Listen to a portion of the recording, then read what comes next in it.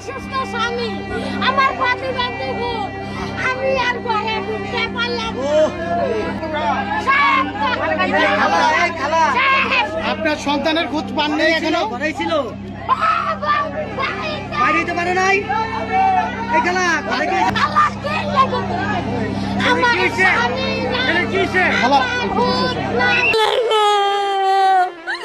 আমার বাড়ি আসলো, দোকান আসলো, সব গেছে, আমার আর কিছু নাই।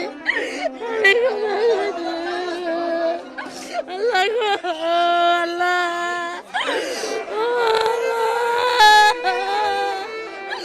আল্লাহ গো,